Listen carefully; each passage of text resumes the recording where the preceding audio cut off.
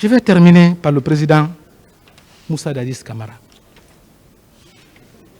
Monsieur le Président, le capitaine Moussa Dadis Camara, c'était le plus grand attendu de ce procès pour diverses raisons. Il était le président de la République. Il avait son honneur à laver, Monsieur le Président, et surtout qu'il a clamé depuis longtemps qu'il est innocent.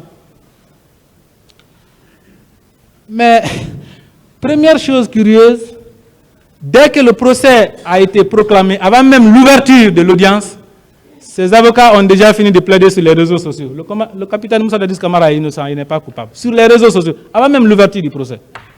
Ouais. Alors, dans ces dossiers-là, il a été entendu.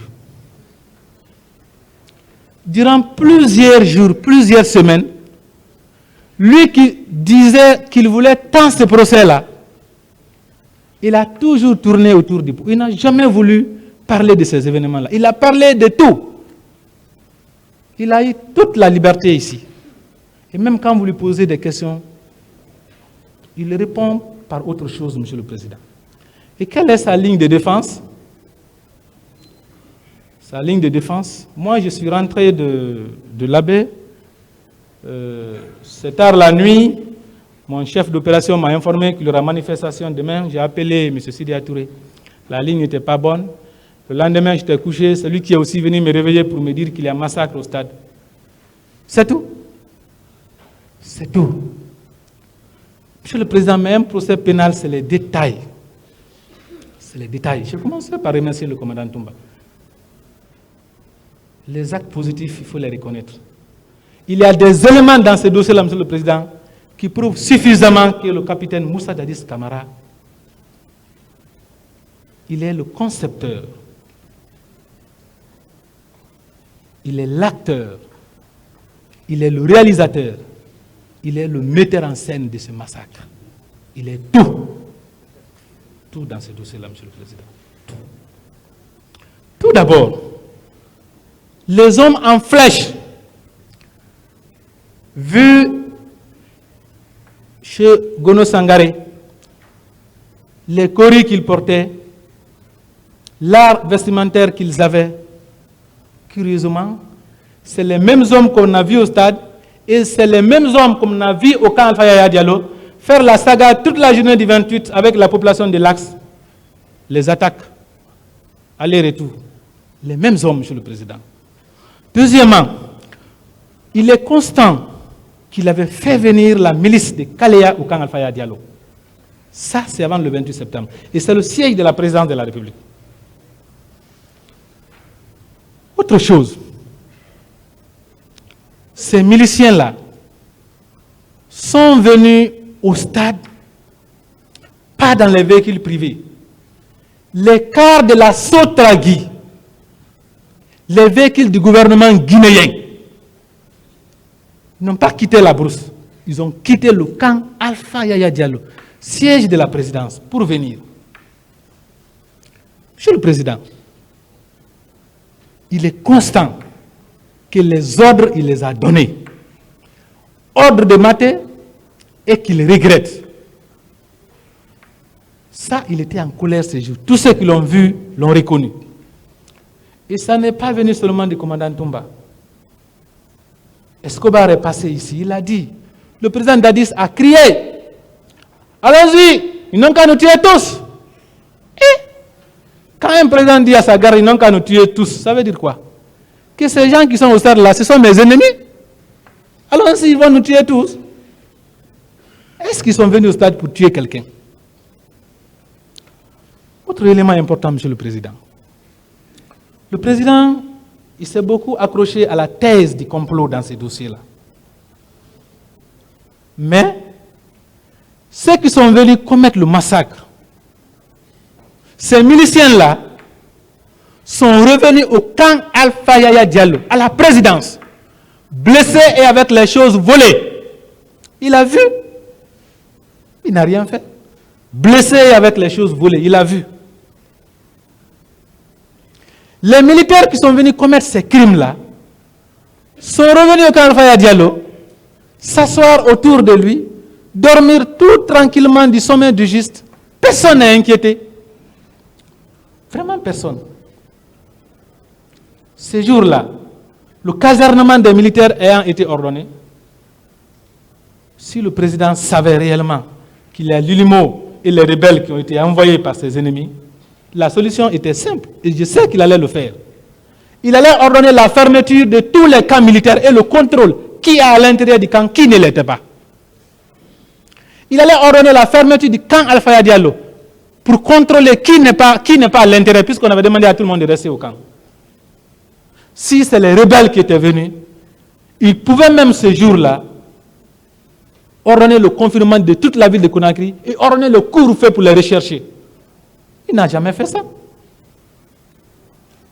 Les viols qui ont eu lieu là, de la manière la plus horrible, si réellement c'est les rebelles qui sont venus, parce que c'est évident, il y a beaucoup de personnes dans le dossier qui disent avoir entendu les gens parler en anglais, ou les langues qu'on ne comprend pas, qui ne sont pas une langue guinéenne. S'il y a eu des rebelles au stade, c'est que c'est le président Moussa Dadis Camara qui les a envoyés. C'est lui. S'il y a eu des rebelles, c'est lui. Sinon, il allait les arrêter.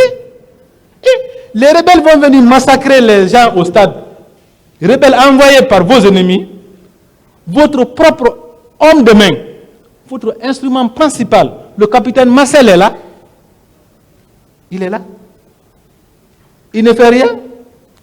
Comment votre chargé d'opération va se trouver au stade, là où il y a le massacre, et vous dites que c'est les rebelles?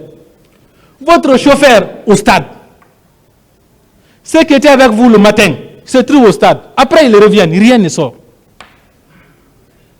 Le capitaine Marcel Guilavogui, c'est l'un des pionniers de ce massacre-là.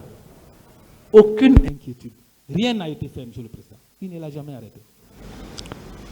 Ce qui est une évidence, moi je crois que le commandant Toumbada Kité, il a une part de responsabilité essentielle dans la commission de ces crimes, mais je crois aussi qu'il a été trahi. Après le massacre, il fallait vraiment trouver quelqu'un à sacrifier. Pendant qu'ils ont cassé le pot ensemble, ça c'est une vérité. Sinon, la première personne à être arrêtée dans le dossier là, allait être le capitaine Marcel. Si vraiment notre président était pour la justice. La même nuit, le capitaine Marcel, il devait ordonner son arrestation. Mais il ne l'a pas fait. Quel est le seul militaire qui a été sanctionné? Personne. Et le comble de tout ça, c'est la justification du massacre. La justification du massacre. Il prend une cassette dans laquelle il y a l'attaque du commissariat de Bellevue. Il donne au commandant Moussa Keïta, son secrétaire permanent, d'aller remettre ça au président Blaise. Ça, c'est pour aller montrer au président africain, pour dire que s'il y a eu un massacre, c'est parce que les gens ont attaqué le commissariat de Bellevue. Il vise à justifier ça, le massacre. Il dit que c'est parce que les leaders ont envoyé leurs militants au stade. Mais dans tout ça, là, on peut vraiment s'interroger. Le mobile du crime, il est indifférent. Quel que soit le mobile, celui qui commet le crime, il mérite d'être sanctionné. Mais on peut toujours s'interroger. Ça peut avoir quel sens qu'un chef d'État orchestre une telle atrocité contre sa propre population? On peut se poser la question. Mais c'est dans les actes qu'on peut faire lecture pour savoir. Dès que ce massacre-là est arrivé, qu'est-ce que notre président fait? Il va sur France 24, il dit, aucun civil ne peut gérer cette armée-là. Aucun civil ne peut gérer cette Guinée-là. Ça veut dire quoi? On a fait exprès. Si aucun civil ne peut gérer l'armée, la solution c'est de laisser le militaire qui est au pouvoir. Ces crimes-là ont été orchestrés dans le seul but de conserver le pouvoir chez le président. C'est le seul but. Ce n'est pas autre chose. Le capitaine Moussa Dadis Camara, Monsieur le Président, il est l'élément clé de ces procès-là. Je vois la déception de certaines personnes qui disent que, mais où sont les éléments de Caléa? Où sont d'autres agents qui étaient au stade? Il n'y a que 10 personnes qui sont à la barre. On les comprend. Mais, dans les crimes pareils là, c'est le chef qui compte généralement, le chef. Les crimes commis en Sierra Leone, on ne peut pas dire que c'est alors seul qui les a commis. Jean-Pierre Bemba Aner République démocratique du Congo. C'est toujours comme ça, Ivan Karaji. C'est toujours les chefs. Même si c'est le président Dadi seul qui comparaissait à l'audience là, c'était déjà beaucoup. C'est les chefs très souvent. Même en Côte d'Ivoire, je ne parle pas du fond de la décision, mais la procédure, c'est le président Gbagbo seul avec l'un de ses ministres. Le président seul, déjà, ça serait important. Donc le fait déjà que le président comparaisse, c'est déjà une chose très très importante, une grande avancée. Et si aussi, dans la décision finale, il est condamné, ça va faire d'une pierre deux coups. Il a comparu et il est condamné. Et dans ce dossier-là, moi je ne vois pas sur la base de quel élément le président Moussa Dadis Camara peut s'échapper. Je ne vois pas. Puisque c'est lui qui a financé, celui qui a donné les ordres, celui qui a protégé, Monsieur le Président. Donc vous allez donc comprendre là qu'à l'égard du président Moussa Dadis Camara, il y a crime contre l'humanité. À l'égard du président Moussa Dadis Camara, il y a responsabilité de commandement des chefs militaires. Ça, il ne peut pas échapper à ça.